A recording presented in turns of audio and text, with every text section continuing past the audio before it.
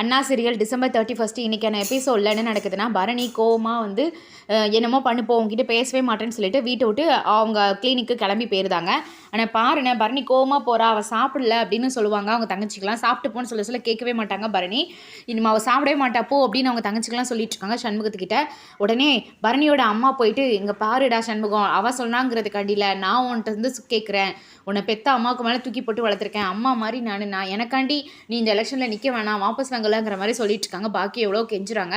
அதுக்கு இல்லை அத்தை, நான் கண்டிப்பாக இதில் நிற்க தான் போகிறேன், நான் நின்று ஜெயிக்க தான் செய்யணும், ஜெயிக்க தான் போகிறேன் அப்படின்னு திரும்பவும் ஸ்ட்ராங்காக சொல்லிட்டு இருக்காங்க. அப்போ என் பேச்சுக்கு வந்துட்டு மதிப்பு இல்லை, இனிமேல் இதுக்காட்டி இங்கே நான் நின்றுட்டு இருக்கணும்னு அழுதுட்டு பாக்கியமாக அந்த இடத்த விட்டு கிளம்பி போகிறாங்க. அதுக்கப்புறமா சண்முகத்தோட அப்பா வந்து கேட்பாங்க, ஏல வேணாம்ல சொன்னால் கேளுங்கிற மாதிரி கெஞ்சுற மாதிரி கேட்குறாங்க. யார் சொன்னாலும் சரி, எங்கள் அம்மா மேலே சத்தியமாக நான் அந்த இதில் வந்து கலந்துக்க தான் போகிறேன், உனக்கு புரியுதா அப்படின்னு அவங்க அப்பா பற்றி இன்டெரக்டாக சொல்லிவிட்டு அந்த இடத்த விட்டு போயிருந்தாங்க சண்முகம். அதாவது வந்து அம்மா சொல்லி தான் நிற்கிறேங்கிற மாதிரி சொல்லாமல் சொல்லிட்டு போகிறாங்க. அவங்க அப்பாவுக்கும் புரிஞ்ச மாதிரி அமைதியாக நின்றுட்டு இருக்காங்க. அப்படி கட் பண்ணி பரணியோட அப்பாவை தான் காட்டிகிட்டு இருப்பாங்க. அங்கே வந்து சவுந்தரபாண்டி வெயிட் பண்ணிகிட்டு இருக்க பெரிய மினி லாரி வந்து நிற்கிது. அதில் நிறைய சரக்குலாம் இருக்குது. அந்த வீட்டுக்குள்ளே வந்து உள்ளே கொண்டு வந்து விடுறாங்க. சனியை சவுந்தரபாண்டி உடனே என்னல நான் சொன்ன மாதிரி வாங்கிட்டியான்னு கேட்க, பக்காவாக வாங்கிட்டேன் அப்படின்னு திறந்து காட்டுறாங்க. உள்ளே வந்து நிறைய பாக்ஸஸ் இருக்குது, அது கூட கலந்து தான் வச்சுருக்காங்க. சூப்பரில் எல்லா கூடயும் கலந்து கொண்டுட்டு வந்திருக்கியா அப்படின்னு கேட்குறாங்க. ஆமாம், அந்த சண்முகத்துக்கு தெரியக்கூடாதுல்ல, அவன் ஸ்ட்ராங்காக ஜெயிலுக்கு போகணும்ல, அதனால தான் அப்படின்னு சொல்லிட்டு இருக்காங்க. புத்திசாலித்தனமாக நீ அப்பப்போ யோசிக்கிறேன்னு சவுந்தரபாண்டி சொல்லிட்டு இருக்காங்க. அதுக்கப்புறமா வந்து இந்த விஷயம் யாருக்குமே தெரியக்கூடாது, எப்படியாவது சண்முகத்தோட வீட்டில் வந்து இந்த பொருளை இறக்கிறணும் அப்படின்னு சொல்கிறாங்க. அதனால தான் நிறைய லோடோடு கொண்டு வந்திருக்கேன் அப்படின்னு சொல்லிட்டு இருக்காங்க சனியனும்.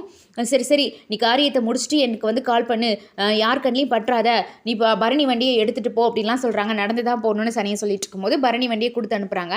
முதல்ல வந்துட்டு அந்த லோடு இருக்கிற லாரி வந்து கிளம்பி போகுது. பின்னாடியே வந்து சனியனும் பரணி வண்டி எடுத்துகிட்டு கிளம்புறாங்க.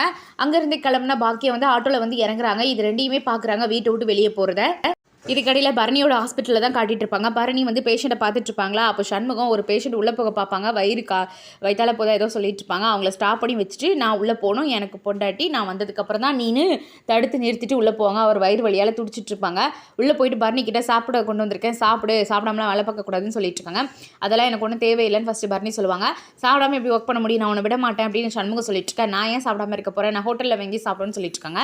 ஹோட்டலில் எவ்வளோ தயிர் சாதம் 60 ரூபாய் தரேன், அதை என்கிட்ட கொடுத்துரு, நான் கொண்டு வந்திருக்க சாப்பாடை சாப்பிட்டா தான் போவேன், இல்லைனா பேஷண்ட் யாரையும் பார்க்கவே விட மாட்டேன், இங்கே தான் இருப்பேன் அப்படிலாம் சொல்லி சண்முகம் மிரட்டிட்டு இருக்காங்க. நீ அவ்வளோ பெரிய அப்பாட்டக்கிற ரவுடியா, உன் ரவுடித்தனத்தை இங்கே வந்து காட்டிட்டு இருக்கியா அப்படின்னு பரணி கேட்டுட்டு இருக்கேன். நீ சாப்பிடுங்கிறதுக்காண்டி நான் எவ்வளோ பெரிய ரவுடித்தனம் வேணாலும் பண்ணுவேன், சாப்பிட்டா தான் போவேன் அப்படின்னு சொல்லிட்டு வெளியே எட்டி அந்த பேஷண்ட் பார்த்துட்டே இருப்பாங்களா, அவங்கள மிரட்டுறாங்க கண்ணாலேயே. இங்கே வந்து என் பேஷண்ட்டே மிரட்டிட்டு இருக்கியா, சரி போ தோலை இருந்தான்னு சொல்லி காசை கையில் கொடுத்துட்டு பரணி வந்து அந்த சாப்பாடை சாப்பிட ஆரம்பிக்கிறாங்க. காசை வாங்கிட்டு சண்முகம் அந்த இடத்த விட்டு போகிறாங்க. அப்புறமா நைட்டுக்கு என்ன வேணும்னு வேறு கேட்பாங்க. எதுக்கு அப்படின்னு கேட்குறாங்க. நீங்கள் தான் வந்து ஹோட்டல் மாதிரி காசு கொடுக்குறீங்களா, அப்போ நைட்டுக்கும் உங்களுக்கு தேவையானது செய்யணும்ல அப்படின்னு சண்முகம் நக்கலாக கேட்குறாங்க. அதெல்லாம் ஒன்று வேணாம் போங்கிற மாதிரி சொல்லி விரட்டி விட்டுருந்தாங்க சண்முகத்தை.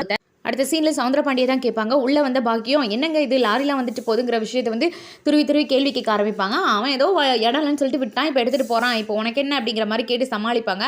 அப்புறம் எதுக்காண்டி பரணி வண்டியை சனியானங்கிட்ட கொடுத்து விட்டீங்க, அப்புறம் பரணி பார்த்தா திட்டுவா, வண்டி ஏதாவது வம்பாக்கிற போகிறாரு அப்படின்னு சொல்லிட்டு இருக்கா. அதை நான் காசு கொடுத்து வாங்கி கொடுத்த வண்டி, அதனால் அதை என்ன செய்யணும்னு எனக்கு தெரியும், நீ உள்ளே போங்கிற மாதிரி சொல்லியிருந்தாங்க. நோய் நேனு ஏதாவது கேள்வி கேட்டுட்டு இருக்காதானே, கேள்வி கேட்டுட்டு இருக்க பாக்கியத்தை ஏதோ பேசி உள்ளே அனுப்பி விட்டுருந்தாங்க. என்னமோ போங்கன்னு சொல்லிட்டு பாக்கியமும் உள்ளே போயிருந்தாங்க. அப்படி கட் பண்ணால் அந்த லோடு போயிட்டு சண்முகத்து வீட்டு வாசலில் நிற்கி கதவை திறந்து வச்சுட்டு நின்றுட்டு இருக்காங்க. அந்த டிரைவர் வந்து சனியனுக்கு கால் பண்ணுறாங்க. சனியனும் வந்து நீ வந்து யாருக்கும் தெரியாமல் டவுட் இல்லாமல் வந்து இறக்கி வச்சிரு லோடு அப்படின்னு சொல்லிட்டு இருப்பாங்க. சரின்னு சொல்லிட்டு அந்த டிரைவர் காலை கட் பண்ண அப்போ உள்ளே இருந்து சண்முகத்தோட அப்பா வெளியே வராங்க. என்னன்னு கேட்க, இந்த மாதிரி லோடை வீட்டில் இறக்கி வைக்க சொன்னார் சண்முகம் அண்ணன் அப்படின்னு சொல்லிட்டு இருக்காங்க. எனது வீட்டில் வைக்க சொன்னானா அப்படின்னு யோசிக்கிறாங்க சண்முகம் அப்பா. என்னங்கய்யா நான் வைக்கட்டுமா வேணாமா அப்படின்னு அந்த ஆள் வந்து யோசிக்க விடாமல் கேள்வி கேட்குறாங்க. இருயா யோசிக்க வேணாமா, கடையில் இடம்லாம் போல், சரி வச்சுட்டு போ அப்படிங்கிற மாதிரி சொல்கிறாங்க சண்முகம் அப்பா. அந்த டிரைவர் லோடை இறக்கி கொண்டு போய் சண்முக வீட்டில் வச்சிட்ருக்காங்க. இதை தள்ளி நின்று சனியனும் வந்து பார்த்துட்ருக்க மாதிரி தான் காட்டுவாங்க. வீட்டில் இருக்க தங்கச்சிகளும் பார்த்துட்ருக்க அந்த இடத்துக்கு பரணி ஆட்டோவில் வராங்க. இதுக்கடையில் ஒரு சீன் நடக்கும். பரணி வந்து வேலையை முடிச்சுட்டு நடந்து தான் வந்துட்டுருப்பாங்க. நான் ஆட்டோ பிடிச்சி போய்க்கிடுவேன்னு சொல்லி பின்னாடியே சண்முகம் வந்துட்டு என் வண்டியில் ஏறுன்னு சொல்லி எவ்வளோ சொல்ல ட்ரை பண்ணுவாங்க. அதெல்லாம் நான் ஏற மாட்டேங்கிறாங்க. ஆட்டோக்கு கொடுக்க காசு எனக்கு கொடுத்துருன்னு சொல்லிட்டு இருக்கேன். நான் எதுக்காடி காசு கொடுத்து உன் வண்டியில் அப்படி இடிச்சுக்கிட்டு வரணும், நான் ஆட்டோவில் ஃப்ரீயாகவே வருவோம்ல அப்படின்னு சொல்லிட்டு எவ்வளவோ சொல்கிறாங்க. பரணியும் சண்முகான விடாமல் ஏறுன்னு சொல்லிட்டு இருக்க. போடா என்னடா வண்டிங்கிற மாதிரி தள்ளி விட்டுருந்தாங்க வண்டியை. ஆட்டோ பிடிச்சி வந்துடும் செஞ்சுருந்தாங்க. சண்முகம் அப்பாவை அந்த மந்திரம் செய்கிறதுக்கு கூட்டிகிட்டு போயிருப்பார்ல, அவர் இதெல்லாம் பார்த்துட்டு இருக்காரு சைக்கிளில் நின்றுட்டு. என்ன சண்முகம் இன்னும் வந்து செட் ஆகலை போலையே அப்படின்னு நக்கலாக கேட்க, எப்போ பார்த்தாலும் என் பொண்டாட்டி முன்னாடி பேசி நல்லா இருந்த வாழ்க்கைக்கு எடுத்து விட்டுட்டேன் அப்படின்னு அவர் சைக்கிளை பிடிச்சி தள்ளி விட்டுட்டு அந்த இடத்த விட்டு சண்முகம் போகிறாங்க. அப்படி கட் பண்ணால் வந்து அங்கே எல்லா லோடையும் இறக்கி வச்சுட்டு இருக்காங்க. அந்த இடத்துக்கு வந்து பரணி வராங்க. பரணி அதை பார்த்துட்டு ஒரு நிமிஷம் யோசிக்கிறாங்க. ஹலோ, இது என்னது இது, நீங்கள் சரி உள்ளே இறக்கி வச்சுட்டு இருக்கீங்க அப்படின்னு கேட்குறாங்க. சண்முகானன் தான் லோடை வந்து இங்கே இறக்கி வைக்க சொன்னாங்க அப்படின்னு சொல்லிட்டு இருக்கா. வைகுண்டம் அங்கே தானே நிற்பாங்க. சண்முகத்தோட அப்பா, விடுமா இதெல்லாம் சகஜம், இதெல்லாம் நீ முதல் தடவை தானே பார்க்குற, இந்த மாதிரி லோடெல்லாம் வந்து வீட்டில் இறக்கி வைப்பான் சில நேரம் அப்படின்னு சொல்லிட்டு இருக்காங்க.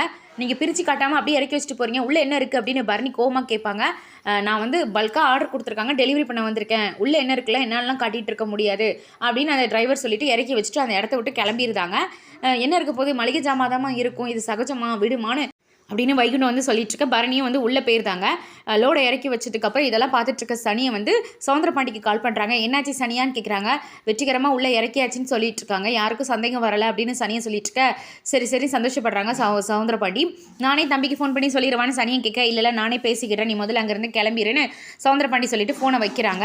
சனியனும் ஃபோனை வச்சுட்டு கிளம்பிடுறாங்க. சவுந்தரபாண்டி அடுத்த செகண்டே வந்து பெரியவனுக்கு ஃபோன் பண்ணி சொல்லுவேன்னு சொல்லிட்டு முத்துப்பாண்டிக்கு கால் பண்ண. ரிங்கே போகாது, சடனாக எடுத்துருவாங்க. முத்துப்பாண்டியும் என்னடா ரிங்கே போல அதுக்குள்ளே எடுக்கிற அப்படின்னு கேட்குறாங்க. எப்போ வரும்னு வெயிட் பண்ணிட்டு இருக்கப்பா, என்னாச்சுப்பா வச்சாச்சா அப்படின்னு கேட்குறாங்க. முத்துப்பாண்டியும் அதெல்லாம் பக்காவாக வச்சாச்சு, இனிமேல் நீ வேலையை காட்ட வேண்டியதாங்கிறாங்க. அது போதும்ப்பா, நான் போயிட்டு அவனை பிடிச்சி உள்ளே போட்டு அடி அடிக்கிறேன், நான் நைட்டு ஃபுல்லாக அடிக்கிற அடியில் அவன் அப்படியே ரத்னாவை எனக்கு கல்யாணம் பண்ணி கொடுத்துடணும் மூச்சு பேச்சு இல்லாமல் அப்படின்னு சொல்லிட்டு இருக்காங்க. ஏழை என்ன பேசிகிட்டு இருக்க, இது வந்து எனக்கான ப்ராஜெக்ட், உனக்கானது கிடையாது, நீ எனக்கான வேலை தான் செய்யணும், நீ என்னடானா இதில் ரத்னாவெல்லாம் உள்ளே இழுத்துட்ருக்க அப்படின்னு கேட்குறாங்க. அதெல்லாம் இல்லைப்பா, இந்த சந்தர்ப்பத்தில் நான் எனக்கு தேவையானதை யோசிக்கிறேன், உனக்கு என்ன தேவையோ நீ பாரு, என் கஷ்டம் எனக்கு, உன் கஷ்டம் உனக்குங்கிற மாதிரி சொல்லிட்டு இருக்காங்க. முத்துப்பாண்டி ஓஹோ போலீஸா உனக்கு இதில் என்ன ஆதாயம்னு நினைக்கிற அப்படித்தானே அப்படின்னு சவுந்தரபாண்டி கேட்டுட்டு இருக்காங்க. அது மட்டும் இல்லாமல் சவுந்தரபாண்டி என்ன சொல்லுவாங்கன்னா, நீ அவனை அரெஸ்ட் பண்ணி உள்ளே தூக்கி வைக்கணும், நாள் முழுக்க போட்டு அடி அடித்து அவனை கெஞ்சி விடணும், அப்படி ஒரு விஷயம் நடந்தே தீரணும் அப்படின்னு சவுந்தரபாண்டி சொல்லிட்டு இருக்க. அப்படி ஒரு நாளுக்காண்டி தான் நானும் வெயிட் பண்ணிட்டு இருக்கேன், பொத்தி வச்ச எல்லா கோவத்தையும் இன்னைக்கு நான் மொத்தமாக காட்ட போகிறேன், நடக்க போகிறத பாருங்கப்பான்னு சொல்லிட்டு முத்துப்பாண்டி ஃபோனை வச்சுட்டு கான்ஸ்டபிளோட வெயிட் பண்ணிட்டு இருப்பாங்க. ஜீப்பில் ஏறி நம்ம சண்முக வீட்டை பார்த்து கிளம்பி போய்கிட்டு இருக்காங்க. இதோட எபிசோட் வந்து முடியுது. என் வீடியோஸை பார்க்குற எல்லாருக்குமே என்னுடைய மனமார்ந்த அட்வான்ஸ் ஹாப்பி நியூ இயர், இனிய ஆங்கில புத்தாண்டு நல்வாழ்த்துக்கள். உங்கள் எல்லாருக்கும் வரப்போகிற புத்தாண்டு சந்தோஷமும் நிம்மதியும் உங்கள் பிரச்சனைகளுக்கு தீர்வையும் கொடுக்கணும்னு நான் மனசார வேண்டிக்கிறேன்.